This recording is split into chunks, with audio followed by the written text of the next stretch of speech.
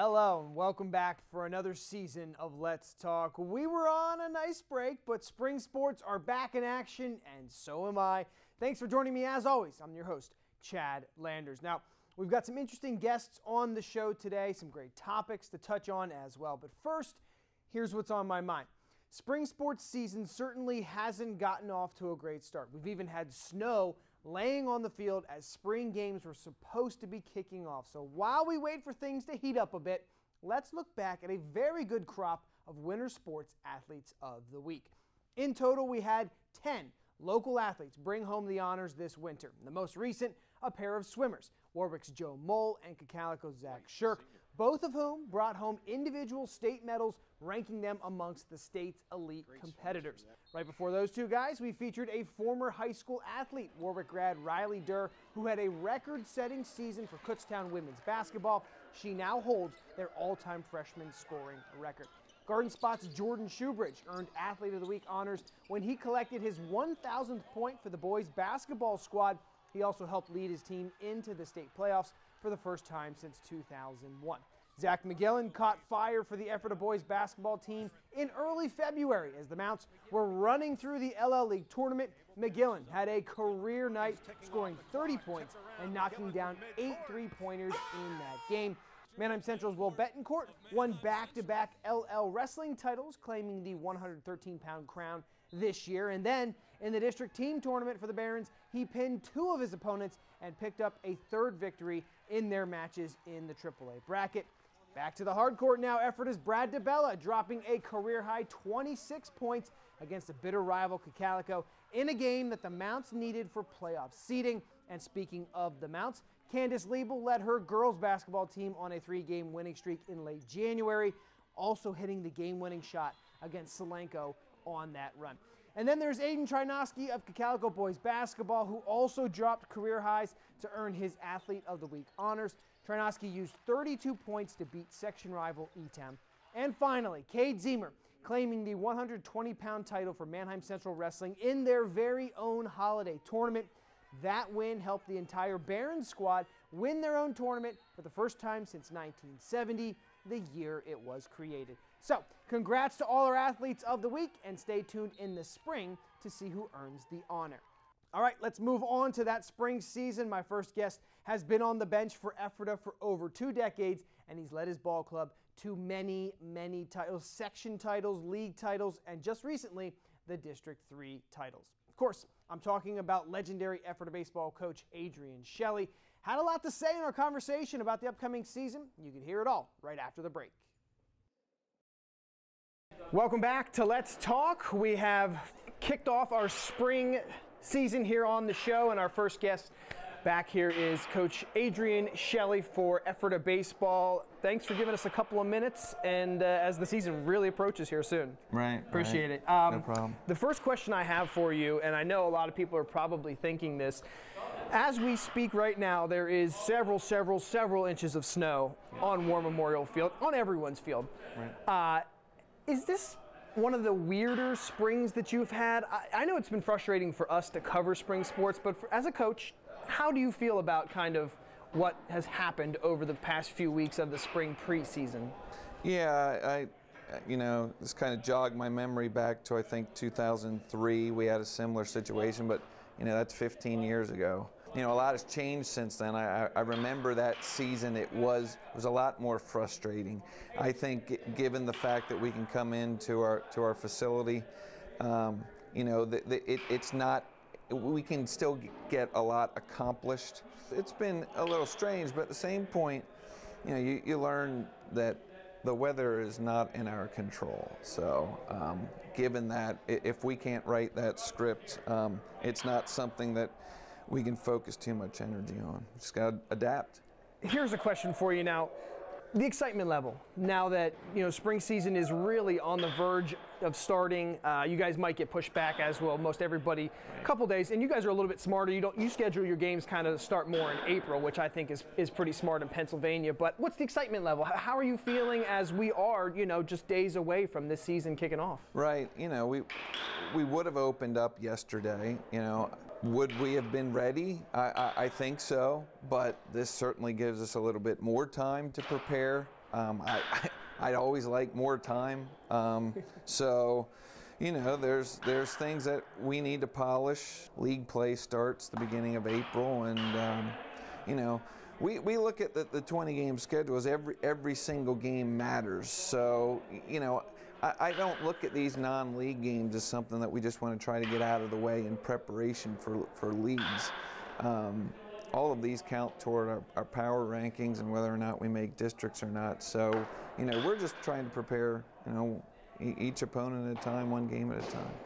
I would have to think the excitement level is pretty high for this season. Last year, I think it was maybe 2 seniors that you had. This year, I was talking with your coaching staff, a lot more than that, almost 10, and I feel a pretty experienced upper class.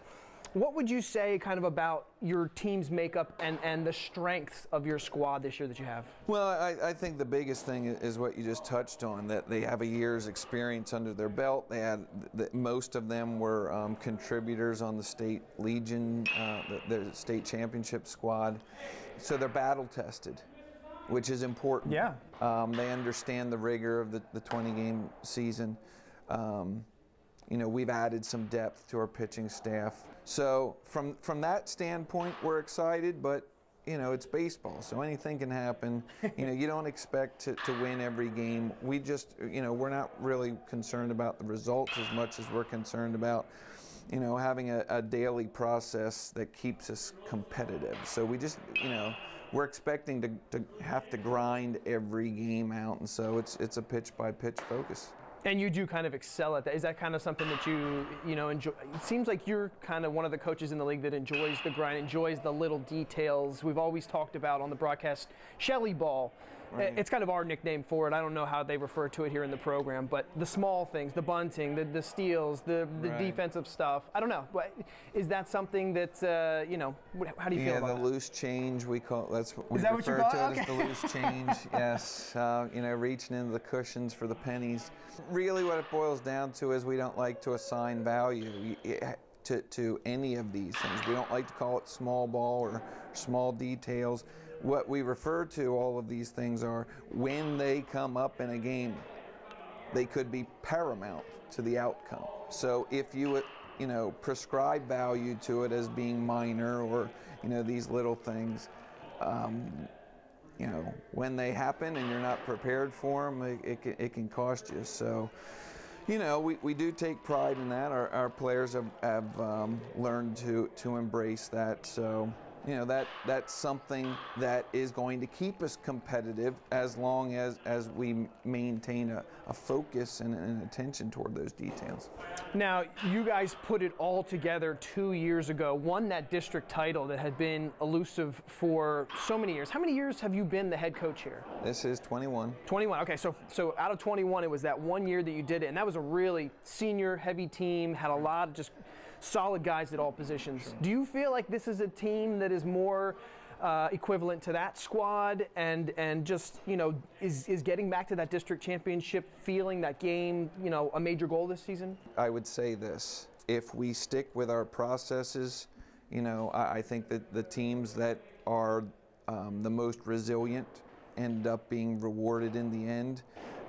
You can't fast forward and say, let's plan to make leagues, let's plan to make districts, and forget about the first 20 games. Okay. You know, what I was saying before about the non-league games matter. So, you know, opening day matters. All of this, that's why, you know, we do so much planning in the off season, and, you know, we have a lengthy off season program in preparation for this full grind. You know, do I think we have the personnel to get back to that? No, I think it all depends how well they can maintain the focus on the process and not get caught up with trying to, you know, chase another banner. Well, you have plenty of them, so obviously that's something that your program likes to shoot for, and I'm sure it's a goal for a lot of those guys to get section, league, district, any form of all three of those or one of those. Last question for you. you always seem to have a message for these guys. What would you say is kind of what you're harping on this year so that you guys can be competitive and successful? What is that kind of message to the team? Yeah, we have a lot of messages going on right now. Starting with trusting yourself. You have to trust yourself before you can start really trusting others. But then once you trust yourself, you can start trusting your teammates, trusting your coaches. We're talking about everything from trying to eliminate the fear of failure. That cliche that baseball is all about failure is very much true. So how do you get around that? You have to meet it head on, and you have to kind of embrace it for what it is, as a chance to be better the second time around. So one of the things that we're talking about right now is just having fun. Let's have fun playing the game. Let's have fun during this time together. The reason we're here is because of baseball. Baseball's brought us together. What can we learn from that experience? What can we learn from the game, and what can we learn from each other? So that's where we're at right now. Great. It's a good position to be in, and you guys still have some time to work some things out, so I know you're happy about that. But I really appreciate you coming on, absolutely, chatting with us. Always a pleasure. We will see you guys on the channel at some point here early in the season. But for now, we're going to step aside, take a break. We will be back here on Let's Talk. Stick with us. We've got a lot more conversations coming up. And welcome back to Let's Talk. We are here at the Giants Center as we wrap up the winter sports season. Girls basketball getting the spotlight today, Jeff, and of course had to bring you on because you are LL girls basketball. Well, hey, thank you very much. Yeah, awesome. Lancaster Catholic wins it all. And I kind of said like 2 months ago, I'll take Lancaster Catholic and you can have everybody else, and I'll see you in March at the Giants Center. And wow, they won it. So impressive. Yeah, end of March here, and again, we are wrapping up the winter sports season. We were all here today watching Lancaster Catholic play. It was two District 3 teams, Lancaster Catholic, Berks Catholic. What did you think of the way the game went today, and were you impressed with how the Crusaders played? Oh, definitely, absolutely. I thought they took Berks Catholic's best punch, like second quarter. Early on, it was a little ragged back and forth. Nobody was making shots, and it was like, okay, here we go. But that happens here at the Giants Center. Nobody comes in here and shoots 10 for 10. So I thought Lancaster Catholic kind of weathered the punch, took Berks' best punch early second quarter. Berks actually took a lead. They were up 11-10. Duncan hit that crazy half-court shot, which gave them a lot of momentum. That was pretty crazy. But I thought once Lancaster Catholic got settled in and did its thing, it did its thing. They played defense. They really harassed Gaffney, the point guard, took the ball out of her hands, made somebody else set up the offense. Really did a good job face guarding Terrell, the 6-foot kid underneath, muscled her up a little bit. She did not shoot well from the field at all. And honestly, in crunch time, who are they going to turn to? Kiki Jefferson, who just did not let them lose all season. Not that they had a lot of gut check fourth quarter kind of games, but any time that they've been in any kind of trouble, Kiki Jefferson knows when to push the right button, maybe go coast to coast, maybe take the shot instead of dish. And she was great in the second half, and she had 24 points, and she was just a monster here in the state final. So yeah, loved the way they played, did what they do. Forced turnovers, got the up-tempo game going, got Berks Catholic out of its rhythm and what they do best, and really just iced it and kind of blew them out in the fourth quarter. Got to give a little bit of credit to Lancaster Catholic for beating Berks Catholic 3 times this year, right? Yeah, that's tough to do. That's tough to do. I'm glad they scheduled them non-league. That's a really good non-league game in District 3. Awesome. That's a great non-league game. Beat them in Lancaster by 11 or 12 in January. The District 3 final here at the Giants Center was fantastic 3 weeks ago. Berks Catholic led into the fourth quarter, played great. Terrell was making shots. Gaffney was doing her thing, but in the fourth quarter, they went lockdown defense. Jefferson took over, and Lauren Mills, their lone senior, which is really frightening. We'll get to that. We'll get to that. She had 2 huge buckets to help push the lead up mid-fourth. So, yeah, playing for a third time is tricky. Coach Detz told me that the other night when I was working on preview stuff. He said, hey, this isn't easy. They're really good, and they made us work both times. So we're going to have to tweak and do what we do, but throw some wrinkles at them here today, and they did. Pretty cool that 2 District 3 teams were in the finals here for 4A girls. Just want to run through these accomplishments for Lancaster Catholic. Sure. I mean, obviously you've seen them all season long, cream of the crop in the LL, and obviously let's read through it here. Section 3 champs, undefeated. LL League champs, obviously they were undefeated. District 3 champs, and now state champs. Yep. What is it about this team that they're able to be elite when they need to be, undefeated all season long, and just such a powerhouse in the state? couple of things. First of all, poise, and Coach Detz always says that it could have been in December or February or March. Very poised. They want to win. They want to practice every day. They unsolicitedly want to get better every day at practice. They want to learn new X's and O's. They want to be prepared for who's next. So just a very determined bunch, number one. Secondly, very focused, very determined off the floor. Great group of kids, and I know that's very cliche, but Lauren Mills is like the big sister, the only senior, and just kind of keeps everybody together. And they did not want to lose anything. They didn't want to lose a league game. They didn't want to lose in districts, and they sure as heck didn't want to lose here. Right. Just, I love their makeup and their chemistry, and just very team-oriented. Cliche, sorry, Chad, but extremely determined and focused and poised on a daily basis. And now we have to talk about the best player on the court, and usually the best player on the court in any of these games, Kiki Jefferson, the junior. Yeah. You have seen a lot of games this year for girls basketball. You've credited yourself with being very well read on girls basketball across the state. You watched a lot of games here at the Giant Center. Is she the best player in the state, or is she top 5? Oh, definitely top 5. Definitely top 5. And if she's not 4A Player of the Year, then my colleagues aren't paying attention. Come on, guys. I hear you. Get the vote out. But there is 5A and 6A too. Oh, absolutely. And she's amazing. If nothing else, she's the best junior in the state. Okay, fair enough. She's just superb. I mean, tried out for the U.S. Olympic under-17 national team last summer and was a finalist for that. 12 or 13 scholarship offers already as a junior, 1,800 plus points as a junior, and now a state title, 2-time All-State kid, and you saw it here today. She takes over when the game's on the line. She got a defensive rebound, goes coast to coast, dribbles in between 3 kids, and gets an and one. I mean, she's an unbelievable talent. Unbelievable talent. Yeah, and I don't want to use a cliche that applies to men, but she's basically a man amongst boys. You know, I mean, it's the wrong cliche, but you know what I'm saying. She towers over everybody. Yes. And so, you know, just real quick, next year, as we said, they only lose Lauren Mills. That's it. How scary is that? And obviously, are you anticipating them doing something like this again? I would not be surprised at all if they're here again next year with a 0 in the loss column. I really wouldn't. And I'm not trying to put any pressure on a bunch of teenage girls, but they should be phenomenal. Hey, Mills is great. No, I agree. Mills is fantastic. But they could go big and start like a Cassie Paris or a Zanaya Banks. They could go small and start a Cannon or a Turner. And all 4 of those kids are awesome, and they'd probably be starting at any other school around, but they're bench kids for Catholic. They will be fantastic. They'll be preseason #1 and the team to beat, no doubt. All right, Jeff, well, that wraps up girls basketball coverage for you. How are you feeling? I'm a little tired. I guess I'm ready for volleyball, but what a basketball season. Volleyball started, by the way, already. Yeah, it did start already. I'm sorry, guys. But, yeah, great season for girls hoops. Awesome. Appreciate you coming on. Thank you so much. Take a tad bit of a rest, and then it's on to the spring sports. And that's going to wrap it up here at the Giant Center for us. We'll step aside, take a break. When we come back, we will wrap up the show here on Let's Talk, so stay with us. We'll be right back. And welcome back to Let's Talk. This is our final segment, and while the beginning of the sports season has been frustrating at times, weather postponements causing an issue, we are excited to cover local sports live right here on BRC 11. We've got a full spring broadcast schedule up on our website right now, brctv11.com. Just click on the Spring Sports tab on the left side of your screen.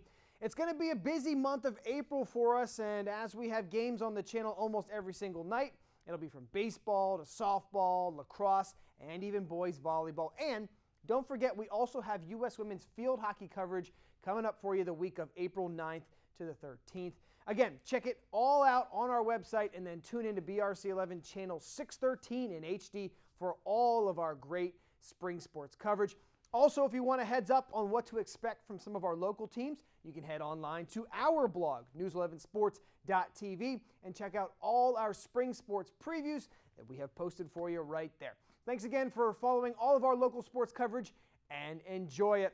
That just about wraps up our show for today. If you do have any ideas for future interviewees or stories, please tweet us at News11Sports. But for now, that'll do it for this brand new episode of Let's Talk. I will have plenty more episodes of Let's Talk throughout the spring, so stay tuned for all of that. But as always, thanks to all of you for tuning in today. I'm your host, Chad Landers, and I'm sure we'll have more to talk about next time.